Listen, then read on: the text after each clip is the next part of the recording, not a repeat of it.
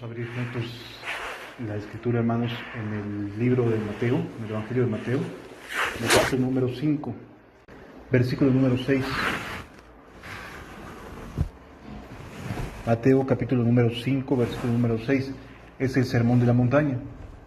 Hemos estado viendo acerca del Sermón de la Montaña y aprendiendo de manera práctica cómo es la mansedumbre, cómo es el pobre de espíritu, cómo es el que llora, etcétera. Hemos venido viendo acerca de estas verdades, y hoy toca que podamos ver lo que dice el versículo número 6. Bienaventurados los que tienen hambre y sed de justicia, porque ellos serán saciados. Lo vuelvo a leer, hermanos, porque nos va a reflejar mucho de lo que en verdad queremos en nuestra vida.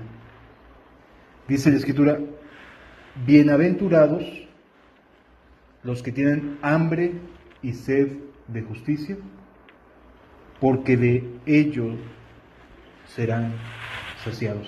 Vamos a pedirle a Dios que nos asista, que nos ayude a entender su palabra, que nos hable.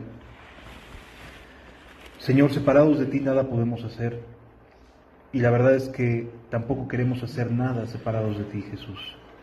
Te ruego, por favor, que tu Espíritu Santo nos acompañe. De hecho, sabemos que ya está aquí. Que abra nuestro corazón, Padre, porque la verdad es que tenemos a veces un corazón tan complicado, tan difícil, que a veces pareciera que como que tu voz se llega a opacar. Pero te pido, por favor, que esta mañana nos hables tan claramente, Señor, tan evidentemente, que no tengamos ninguna duda de que nos estás llamando a una vida a tu lado. Gracias por tu misericordia y por tu buena voluntad, en el nombre de Jesús. Amén. Recordemos que Jesús estaba rodeado en este momento de personas que venían de distintas partes de Medio Oriente, de Siria, de Samaria, del otro lado del Jordán. Es decir, había un público muy plural, de distintos tipos de lugares, de distintos tipos de sociedades, de ciudades. Y las primeras bienaventuranzas seguramente causaron un poco de dificultad en la mente de quienes lo escuchaban, porque pareciera no haber congruencia entre la pobreza y la felicidad. Pareciera no haber mucha congruencia entre el llanto y la felicidad. Y tampoco la mansedumbre era muy bien recibida, porque tenía que ver con una actitud de docilidad ante las cosas que Dios pedía, ante las cosas que Dios enseñaba. Pero en esta bienaventuranza que sigue, aquí sí la gente se pudo identificar de manera muy clara. Porque si de algo tenían hambre y sed las personas que vivían en aquella época, era de justicia, ¿no?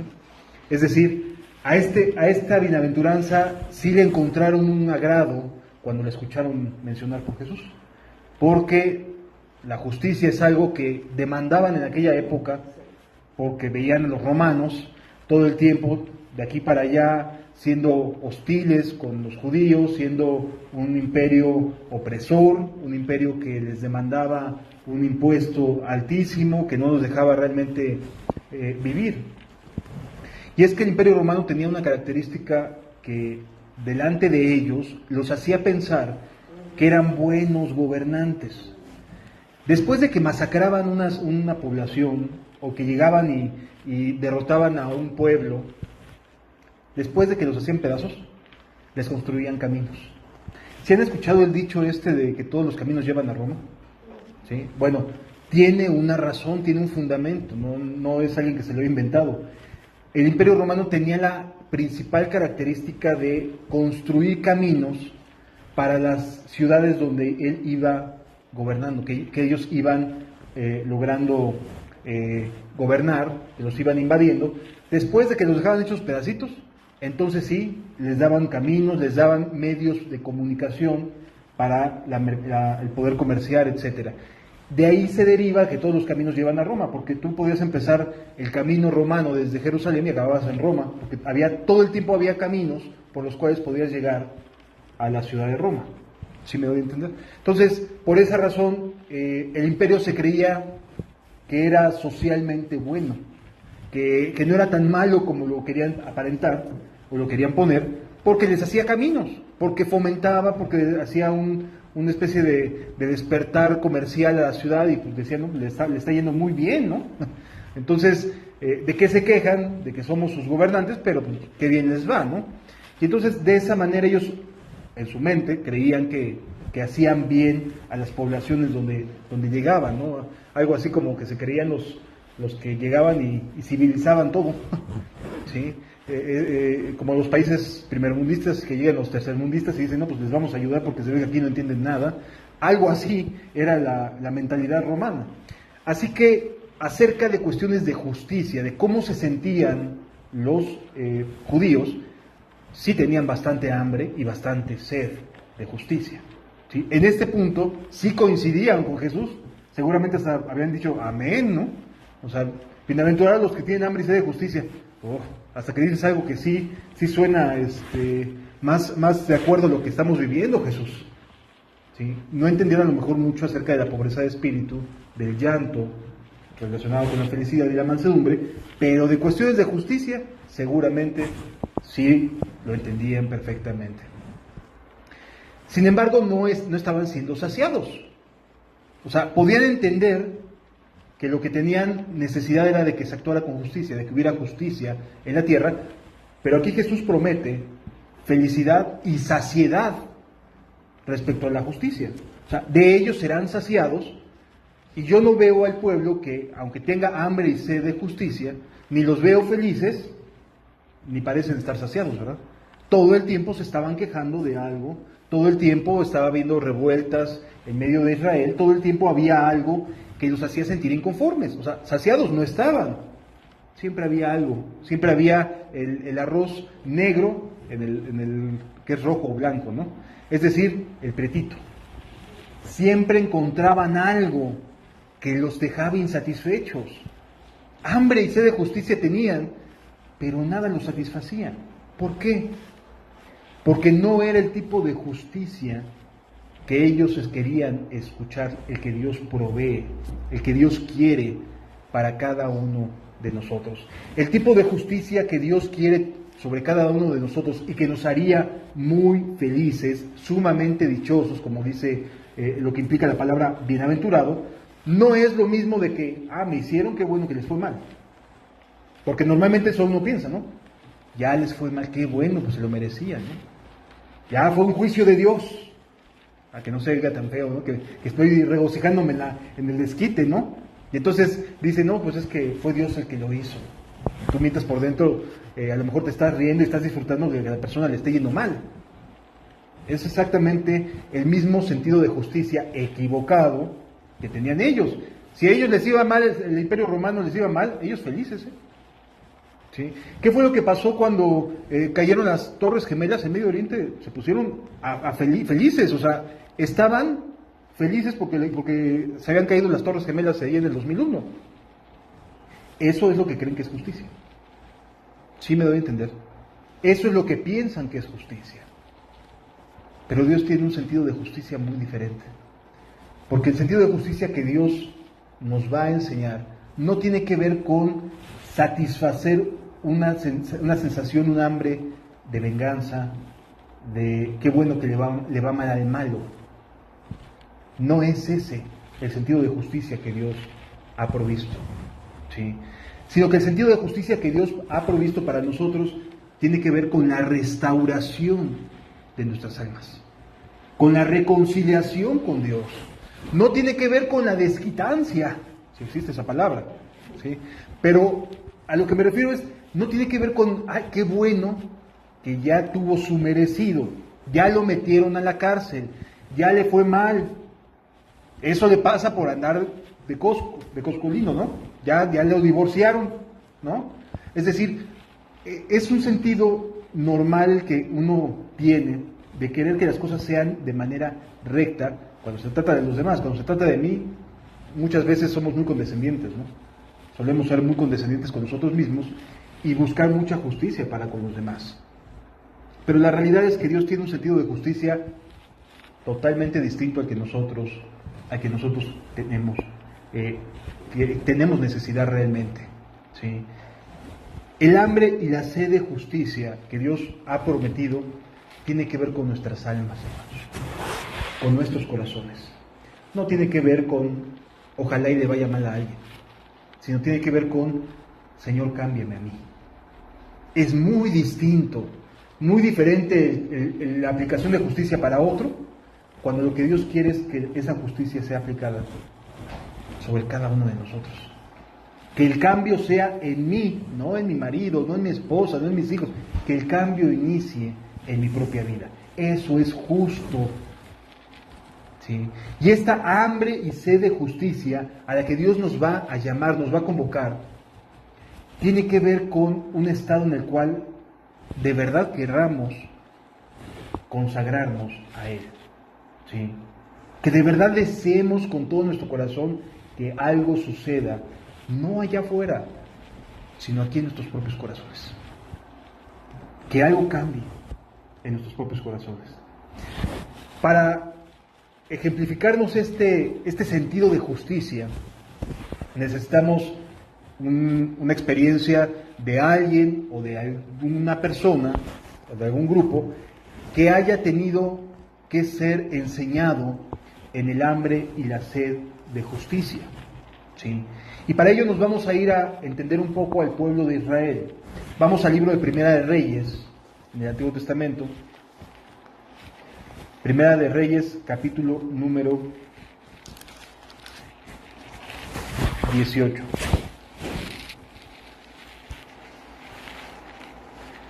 Primera de Reyes, capítulo número 18. El versículo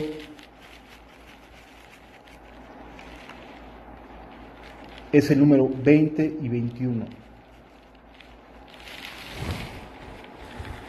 Primera de Reyes, capítulo 18, versículo 20 y 21. Entonces Acab convocó a todos los hijos de Israel y reunió a los profetas en el monte Carmelo. Y acercándose Elías a todo el pueblo dijo: ¿hasta cuándo claudicaréis vosotros entre dos pensamientos? Si Jehová es Dios, seguidle, y si Baal, id en pos de él. Y el pueblo no respondió palabra. Aquí vamos a encontrar hambre y sed de justicia. Hambre y sed de justicia. ¿Por qué? ¿Qué estaba sucediendo en aquel momento? En aquel momento el pueblo de Dios se había desviado de la presencia de Dios. Es decir, estaban luchando en su interior, estaban luchando en sus pensamientos entre si seguir la creencia de Baal o seguir la tradición aprendida de sus padres acerca de Jehová. ¿Sí? Es decir, había en ellos un conflicto. Y este conflicto los dejaba así en la tibieza de un lado a otro. Y por momentos querían honrar a Dios y por momentos decían, pero es que Baal pues, es el Dios de todos aquí a nuestro alrededor. Es el Dios de los cananeos. ¿Sí? En otras palabras, había un conflicto en el pueblo generado porque en aquel momento este rey, el rey Acab, y reyes anteriores, desde sus antecesores, después de Salomón, habían decidido poner una alternativa de creencia. ¿Sí? Hubo un rey, después del rey Salomón, recordemos que David fue rey, que gobernó conforme al corazón de Dios, y después Salomón. Salomón empezó bien, gobernó bien, y después apostató, se fue a hacer lo malo delante de los ojos de Dios, y terminó muy mal. Terminó sus días lejos de la presencia de Dios. El que le siguió era su hijo. Y su hijo tuvo una actitud para con el pueblo bastante desagradable. Lo voy a parafrasear para que lo podamos entender un poquito más a prisa, pero básicamente es lo siguiente. Salomón se desvió en su corazón y entonces comenzó a demandar demasiados impuestos al pueblo. Los sometió con un yugo que los estaba desgaste y desgaste y desgaste y desgaste al pueblo de Israel. Cuando fallece Salomón, el pueblo se acerca con su hijo, Roboam, ¿sí? Y le dice, oye, tu papá tenía un yugo sobre nosotros. A lo mejor lo podemos entender porque construyó el templo. Era necesario porque construyó el templo de Dios y que le quedó muy bonito y ahora podemos todos adorar en el templo de Jehová. Ya quítanos este yugo, o cuando menos hazlo más tranquilo, porque nos está pesando demasiado, ¿sí? Y entonces lo que hace Roboam, que en ese momento era el único rey, lo que hace es ir y decirle a los ancianos que eran los asesores de Salomón, ¿qué opinan? ¿Qué hago? ¿Qué le contesto al pueblo? Y le dicen, no, pues la verdad es que sí tiene razón el pueblo, bájale al yugo. Como que no le convenció mucho a su ego de que tuviera que escuchar al pueblo de Israel, y entonces lo que hace es que va y pregunta con otros jóvenes que crecieron junto con él, ¿sí? Que crecieron en ese estado de comodidad, de holgura, de facilidad, de amplitud, que habían vivido, pues llegaron algo así como los juniors, ¿sí? Y entonces habían crecido en ese mismo contexto de facilidades, y va y les pregunta a ellos, y ellos les dicen, no hombre, no, ¿cómo crees que? Mira, diles que ahí va el doble, ¿sí? O sea, le agregamos más yugo.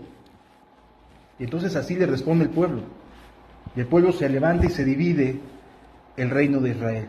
Y entonces se divide en el reino del norte y el reino de Judá o el reino del sur, ¿sí? Y el hombre que fue, digamos, el que encabezó, el que habló, el que le pidió a Roboam que pudiera, por favor, bajarle a los tributos, es el que es puesto como rey. Pero el pueblo de Israel seguía subiendo a Judá a adorar, que era donde Dios había dispuesto que se subiera a adorar, ¿sí? Y entonces Jeroboam le dice, no, pues es que se me van a terminar yendo detrás de Judá, porque allá está la casa de Jehová. ¿Qué hago? Entonces se pone de acuerdo con los ancianos, algunos ancianos de Israel, y entonces llegan al acuerdo de decir, ¿saben qué? Vamos a hacer nuestros dioses, vamos a formar aquí nuestro propio culto, ¿sí? Y vamos a levantar aquí nuestros becerros de oro, también, y decir, estos son los dioses que te sacaron de Egipto. Y así ya no tienen que subir a Judá. Cuando Dios quería que subieran a Judá a gobernar. Y cuando Dios estaba consciente de que estaban siendo gravosos el rey con respecto al pueblo de Israel. Los iba a ayudar. Pero Jeroboam les dio una alternativa para que no subieran a Judá. No vaya a ser que nos vaya a robar las ovejas, ¿no? Diría alguno. Es decir, no vaya a ser que después se vayan allá. Y entonces lo que se le ocurre a Jeroboam es, ¿saben qué? Estos son los dioses que nos sacaron de Egipto. Vénganse para acá, no tienen que subir a Judá. Y entonces peca contra Dios, peca contra nuestro Dios, que había destinado que iba a ser Judá el lugar donde había de adorarse. Ahí su presencia dio el aval, porque la presencia de Dios sobre el templo fue el aval de Dios para decir, aquí quiero que me adoren y aquí pondré mis ojos, etcétera, y hace un pacto con Salomón, ¿sí? Y entonces ahí habría de ser el lugar de la presencia de Dios. Pero al otro, a Jeroboam, ya como rey de Israel, le daban celos de que el pueblo subiera a adorar. Y entonces, ¿qué optó? Una alternativa para creer. Derivado de esa mala decisión es que los siguientes reyes hacen lo malo delante de los ojos de Jehová hasta llegar a este varón, Acab, que hace lo malo, pero además se vuela la barda porque se casa con una mujer que era completamente pagana. No tenía nada que ver con el pueblo de Israel, ¿sí? Y entonces eso provocó división en el corazón, en los pensamientos de los hijos de Dios. Y entonces decían, bueno, pues si el rey acepta que se adore a Baal como Dios, como uno de los dioses más, pues finalmente estamos aquí junto a los cananitas, ¿no? pues ya estamos aquí, pues aquí somos, pues ¿por qué no también podemos adorarlo? Al igual que adorar a Jehová. O sea, ellos comenzaron a relativizar la adoración, comenzaron a relativizar la entrega a Dios, porque tenían otro Dios también al cual entregarse. ¿Sí me doy a entender? Entonces en el pueblo había confusión y no le quedaba claro a quién creer. ¿Sí? No tenían claro qué hacer. Y entonces Dios levanta a un hombre, a Elías, que aparece así de momento, o sea, no hay un antecedente histórico de Elías.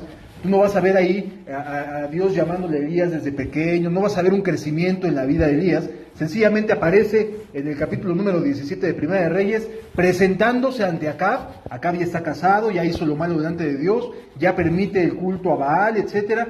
Y entonces se presenta Elías y le dice, ¿sabes qué? Va a dejar de llover. Va a dejar de llover, porque te has desviado y has desviado al pueblo de Dios. 3 años y medio de sequía, hermanos. 3 años y medio en el cual no llovió en aquella región. Y sufrieron, empezaron a cazar a Elías por todos lados. Es decir, Elías era la persona menos aceptada de todo el reino de Israel. Era el más perseguido, era sobre el cual vamos. ¿Sí? O sea, no lo quería nadie porque todo el mundo estaba sufriendo. ¿Sí? Y entonces Acab es bien inteligente y le dice al pueblo, pues fue Elías, ¿yo qué? ¿No? Entonces, pues Elías nos está haciendo sufrir. Y entonces, durante 3 años y medio, Elías estuvo huyendo. Primero Dios lo lleva a una cueva, ahí a un lugar como ermitaño, ¿sí?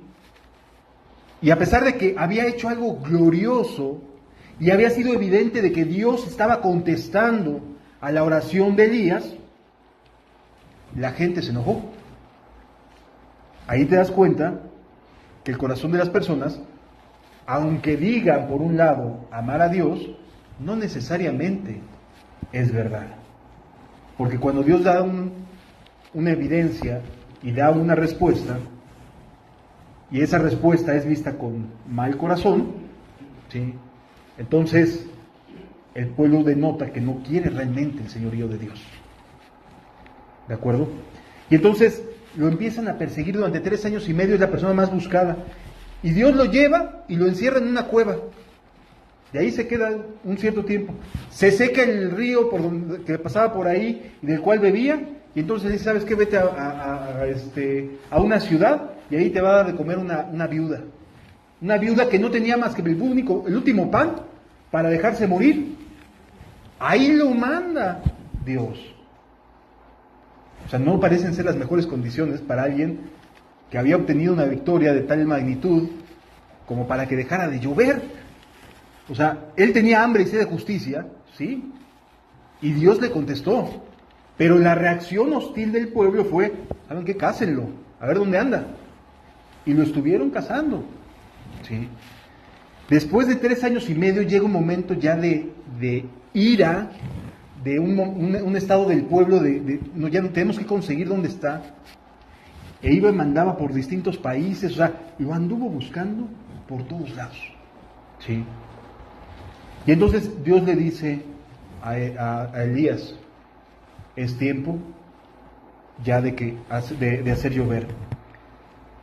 Dice la escritura aquí en 1 Reyes, el versículo número 1 del capítulo 18, un poquito antes de donde estamos leyendo.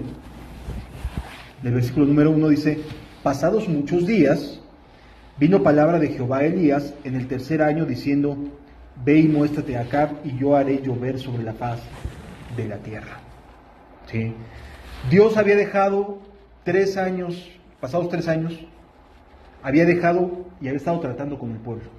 Tratando, llevándolos al punto de sentirse desesperados. Es que, Señor, si tú no nos ayudas, nos vamos a morir aquí. O sea, nos falta todo. Tenemos que depender del agua de los vecinos y nos cobran. Tenemos que depender del agua de la comida que hacen en tal lugar, del trigo, de los granos, y nos cobran un montón. Ya estaban desesperados, no tenían feria. no había lana. Y entonces, en este estado, el pueblo ya estaba listo para entender quién sería su Señor. ¿Sí me explico? Es decir, estaban en un estado ya de desahucio, o sea, de no poder encontrar salida en nada. Y es en ese momento cuando Dios le dice, ¿sabes qué? Llegó el tiempo final. Ahora voy a hacer llover. Ve y muéstrate con Acab. Sí. Para ese momento Acab estaba ya tan desesperado que ya se había ido él mismo como rey, se había ido a buscar a Elías. O sea, ya agarró su carruaje, ¿saben qué? Le dijo a su siervo, tú te vas para acá, yo me voy para acá. Y ahí a ver, nos avisamos, ¿no?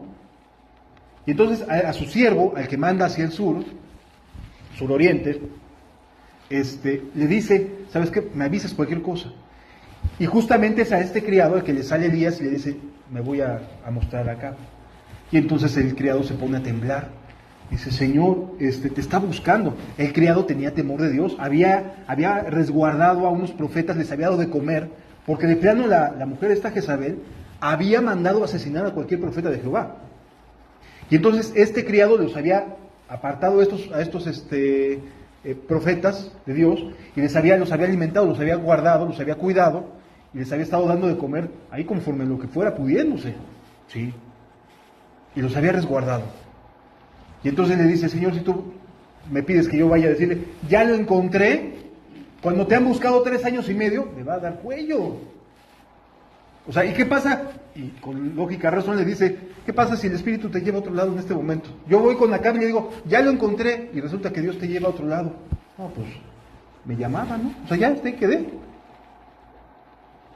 Pero le dice Elías, no te preocupes, no me voy a ir a ningún lado. O sea, sí, ya Dios me mandó a presentarme delante de los ojos de Acab. Y entonces le dice, dile que me concentre a los profetas de Baal en el monte Carmelo, y ahí lo voy a ver. Y entonces va el criado y dice, encontré a Elías. Ah, qué bueno, el enemigo público número 1. Ya lo encontraste, sí. Pero Elías tenía en su corazón hambre y sed de justicia. Y esta hambre y sed de justicia tenía que ver con ver el corazón de los hijos de Israel vuelto nuevamente a Dios. ¿Sí?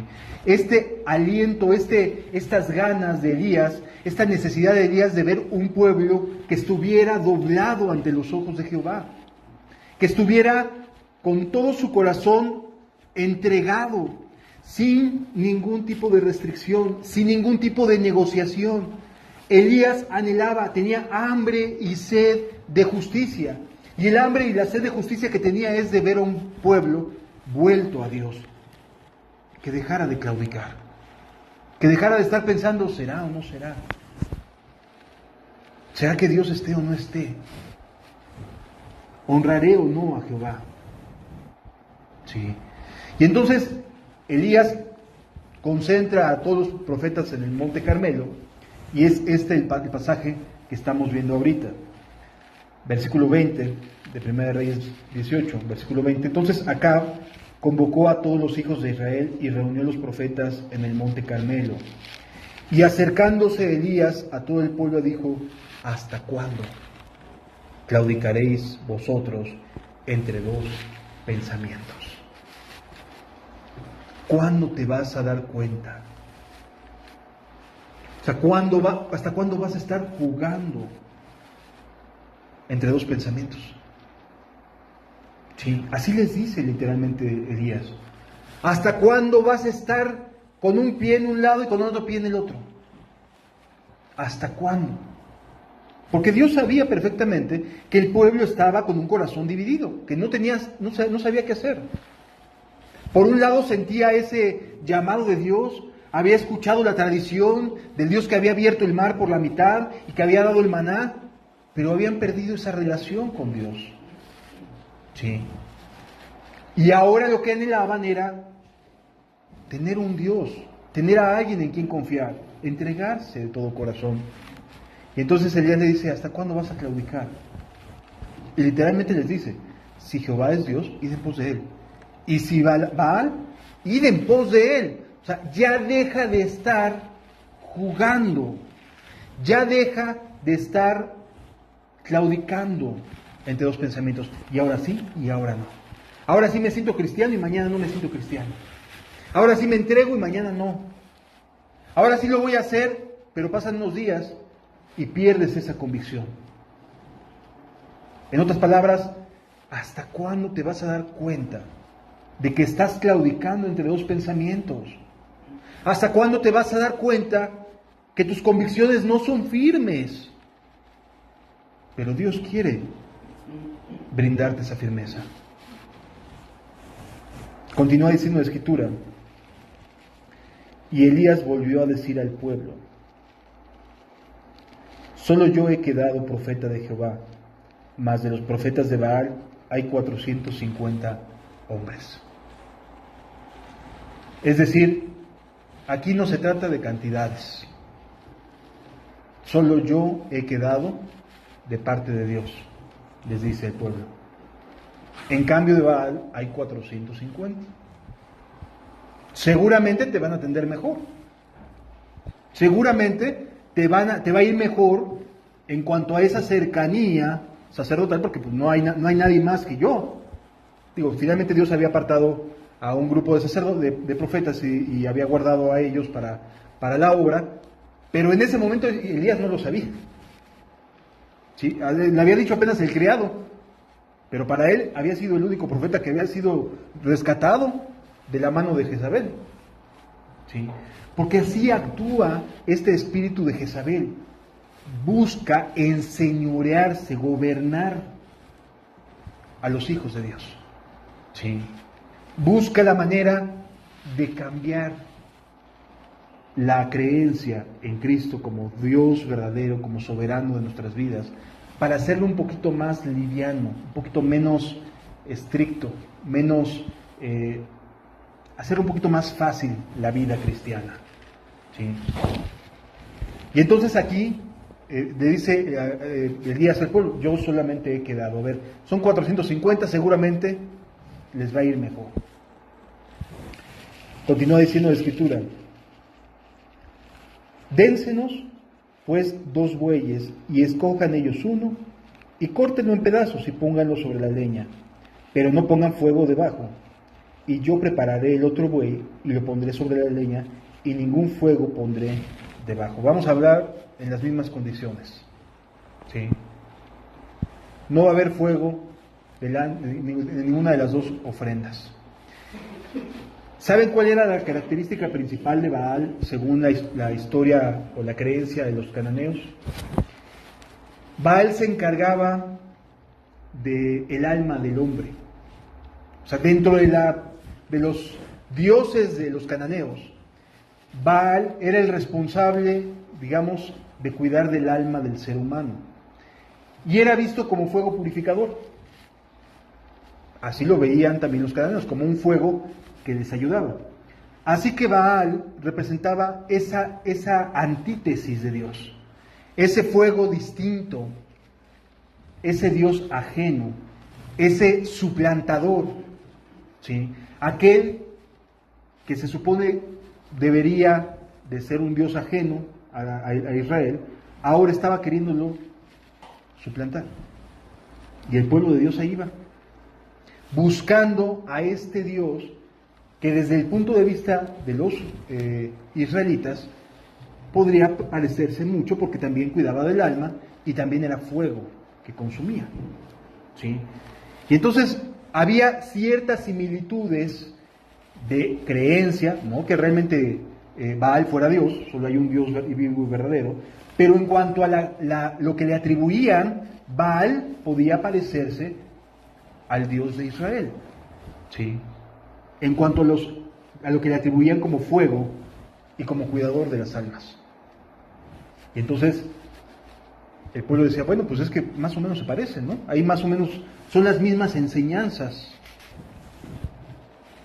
Y entonces el pueblo claudicaba entre servir a Baal o servir a Jehová. Y entonces le dice: ¿sabes qué? Vamos a poner las cosas en claro, ¿no?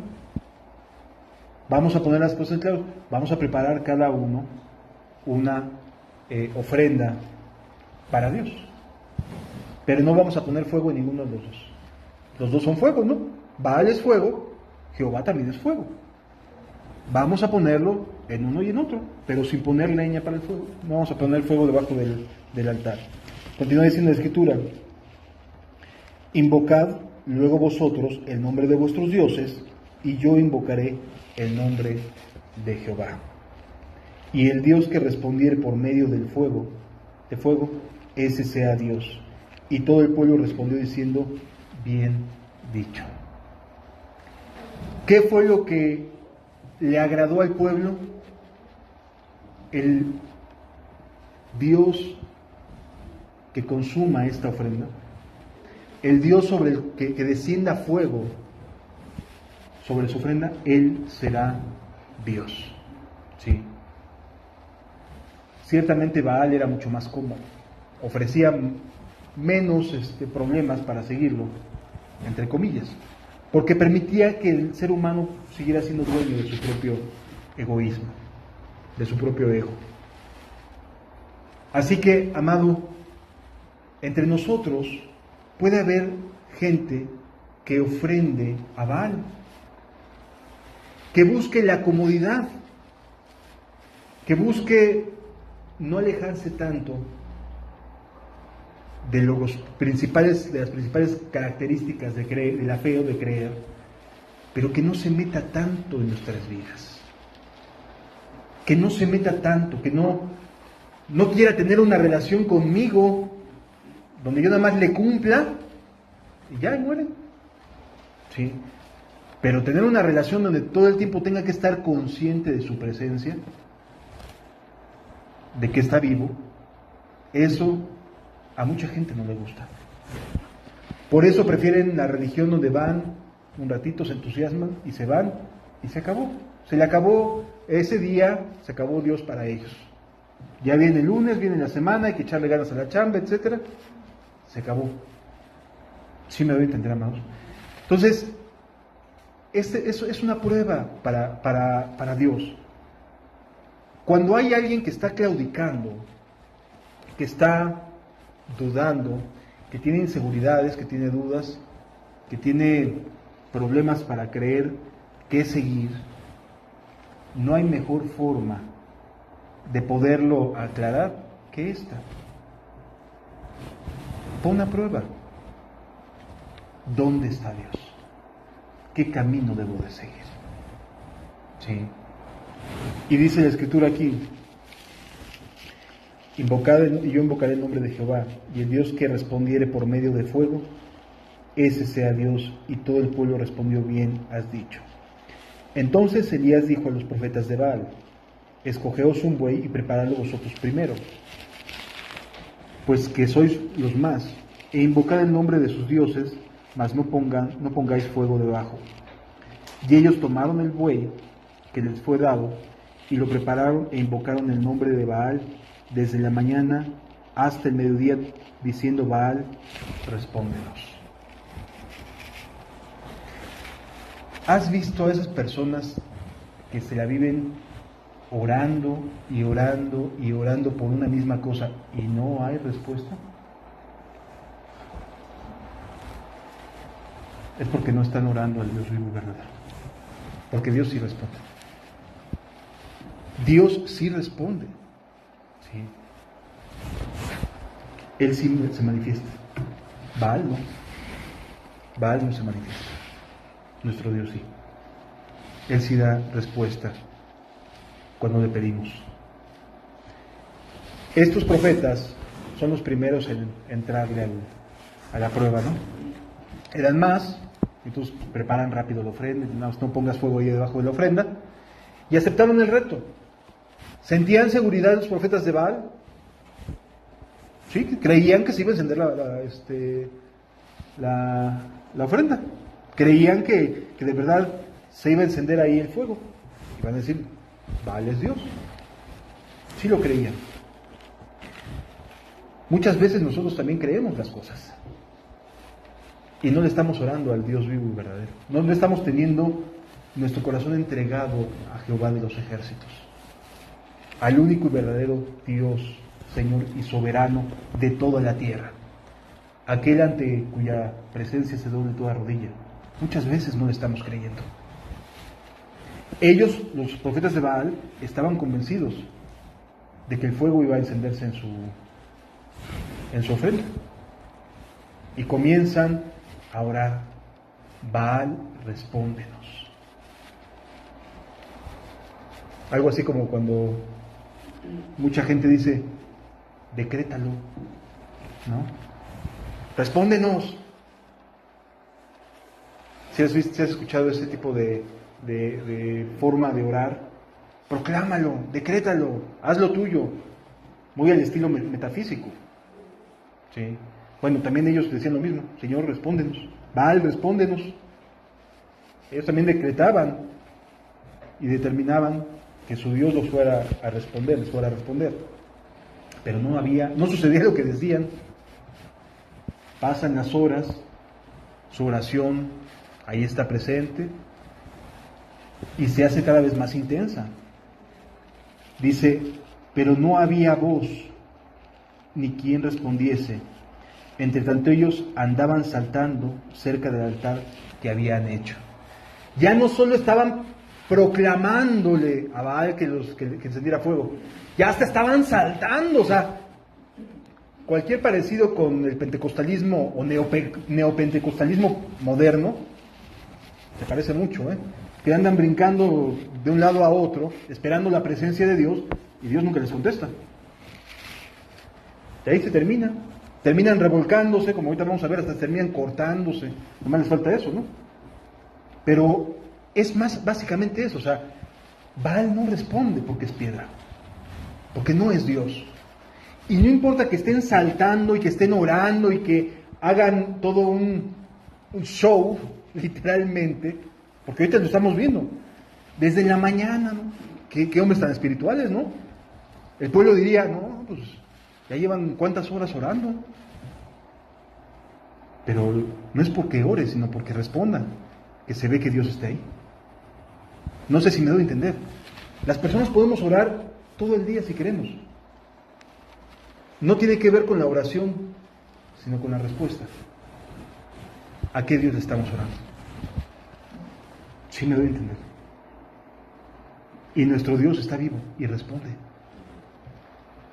Responde. Y dejamos de claudicar cuando responde.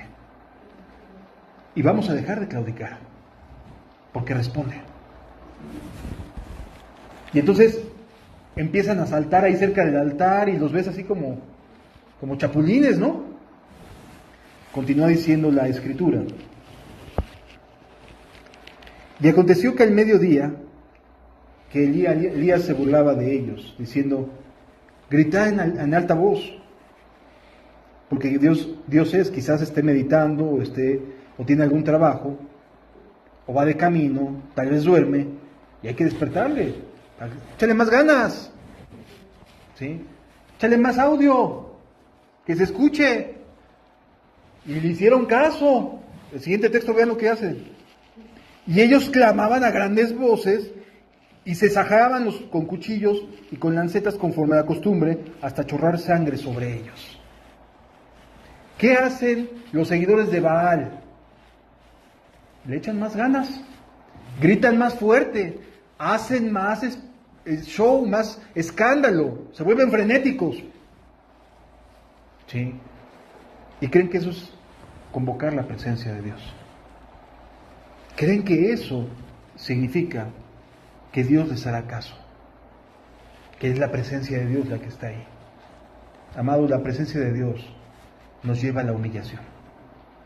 La presencia del Santo de Israel nos lleva a caer sobre nuestras rodillas y decir como el profeta de Isaías: ay de mí, porque soy hombre de labios inmundos. Pero en cambio hoy en día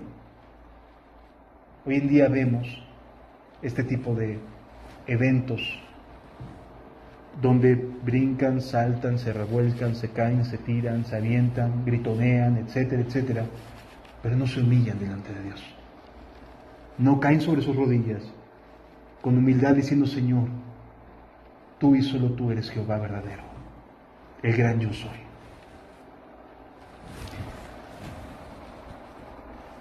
Y bueno, le hicieron caso a Elías y saltaron más fuerte.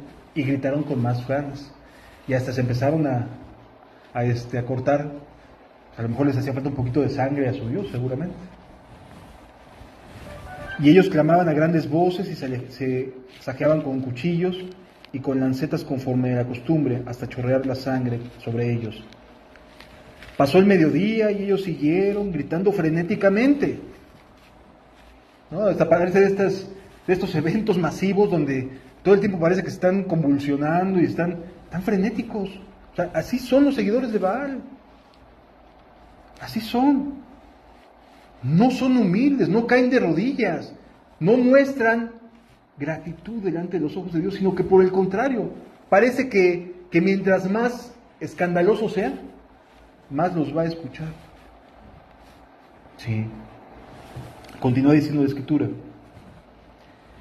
Y ellos clamaban a grandes voces. Versículo siguiente, se pasó el mediodía y ellos siguieron gritando frenéticamente hasta la hora de ofrecer sacrificio. Pero no hubo ninguna voz, ni quien respondiese, ni escuchase. Y todo el pueblo ahí viendo nada más el show. Estaban esperando que Baal fuera Dios. Pero no pasó nada. No sucedió nada. ¿Hasta cuándo claudicaréis entre dos pensamientos? ¿A quién te estás consagrando, amado? ¿A quién le estás rindiendo culto realmente? Porque, como te repito, Baal podía tener características, o se le atribuían características semejantes a Dios. Continúa diciendo la Biblia. Entonces dijo Elías a todo el pueblo, acercaos a mí. Y todo el pueblo se le acercó, y él arregló el altar de Jehová, que estaba arruinado. El altar de Dios estaba roto. Y él se puso a arreglarlo. Y colocó 12 piedras, que representaban las 12 tribus de Israel. Eso es hambre y sed de justicia, amados. Arreglar el altar, volverlo a colocar en su lugar, es hambre y sed de justicia. Elías tenía hambre y sed de justicia que no tenía que ver con venganza, no tenía que ver con me hicieron que les hagan, sino tenía que ver con un anhelo profundo de ver la gloria de Dios, la justicia de Dios, salvando, rescatando, volviendo a traer a su pueblo. Esa era el hambre y sed de justicia. Y ese es el hambre y sed de justicia del cual Cristo nos habla. Un hambre que tiene que ver con ver a la gente vuelta de todo corazón a Dios. Un hambre y sed de justicia que tiene que ver con el deseo ferviente de que cada uno de nosotros seamos sal y luz en la tierra. Eso es tener hambre y sed de justicia.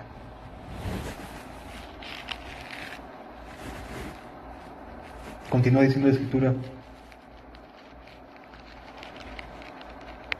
Y tomando Elías 12 piedras, conforme al número de las 12 tribus de los hijos de Jacob, al cual había sido dado palabra de Jehová diciendo: Israel será tu nombre, edificó con las piedras un altar en el nombre de Jehová. Después hizo una zanja alrededor del altar, en que cupieran 2 medidas de grano. Preparó luego la leña y cortó el buey en pedazos y lo puso sobre la leña. Y dijo: llenad 4 cántaros de agua y derramadla sobre el holocausto y sobre la leña. Y dijo: hacedlo otra vez, y otra vez lo hicieron. Dijo aún: hacedlo la tercera vez, y lo hicieron la tercera vez. De manera que el agua corría alrededor del altar, y también se había llenado de agua la zanja.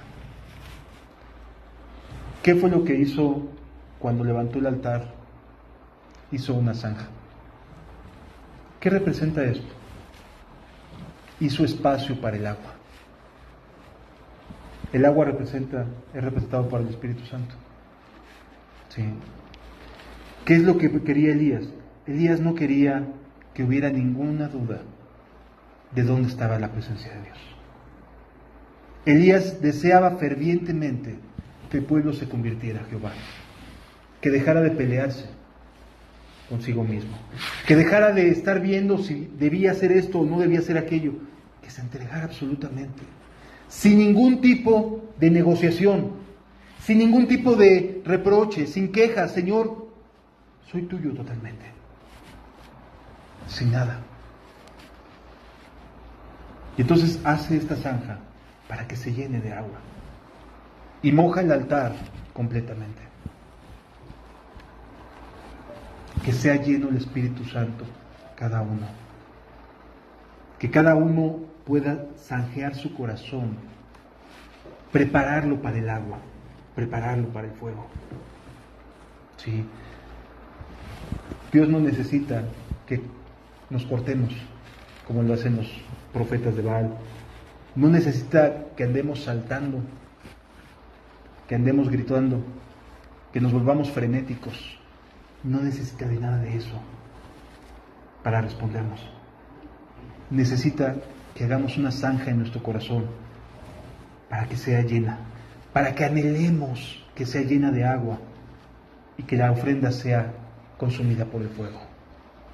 ¿Sí me doy a entender, amados? No necesitamos gritería, ni siquiera necesitamos horas y horas y horas de estar pidiendo frenéticamente.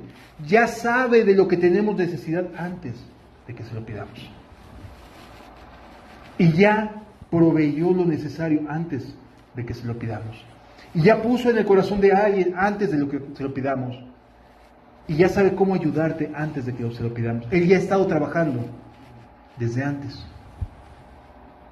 para que tú puedas entregarte completamente y ver que Él es Dios y no hay fuera de Él quien salve. ¿Sí me debo entender, amado? Continúa diciendo la Escritura: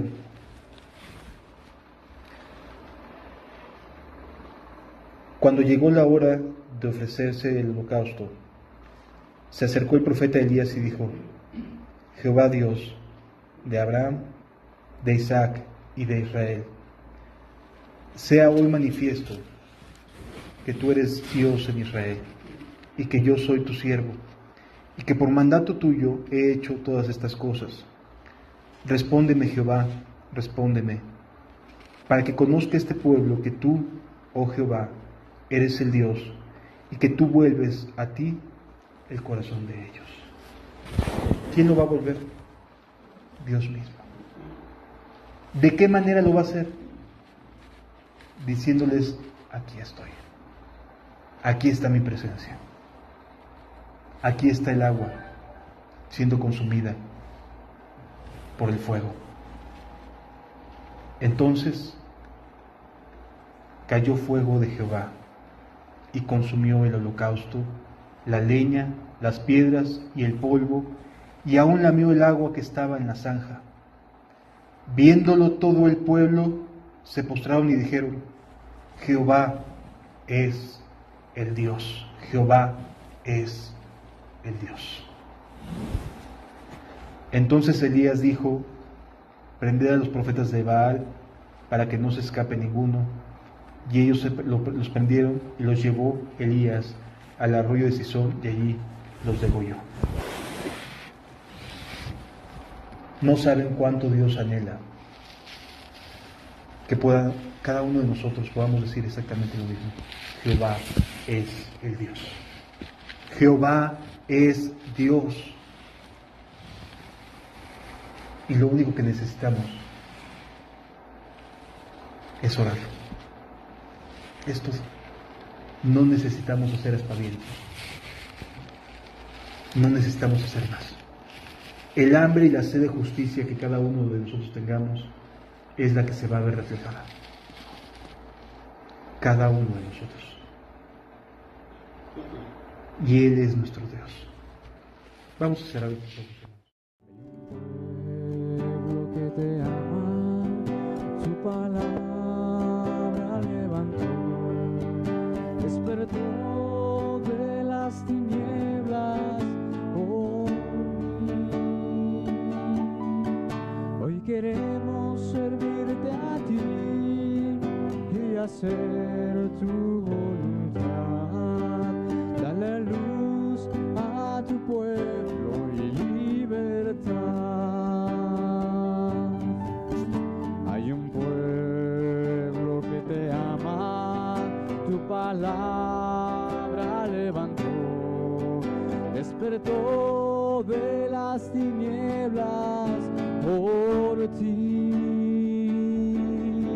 Hoy queremos servirte a ti y hacer tu voluntad. Da la luz a tu pueblo y libertad. Ven Jesús en medio de tu pueblo, que tu luz queremos alcanzar y libera la mente del cautivo, que tu gracia y poder atraerán.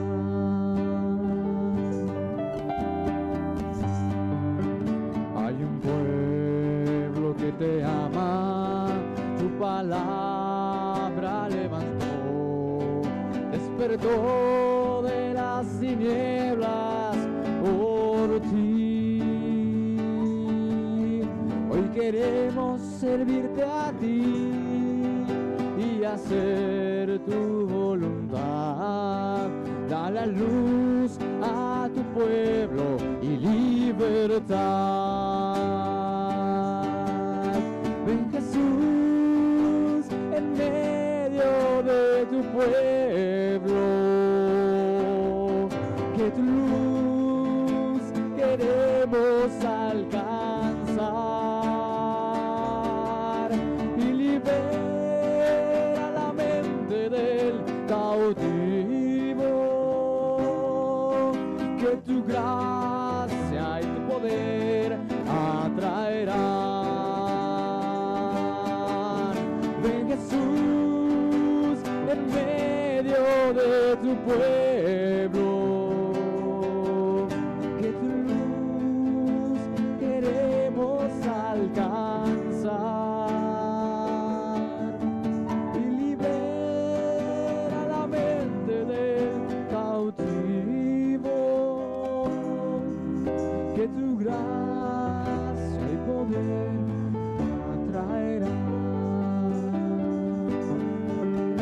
y libera la mente del cautivo, que tu gracia y poder atraerán.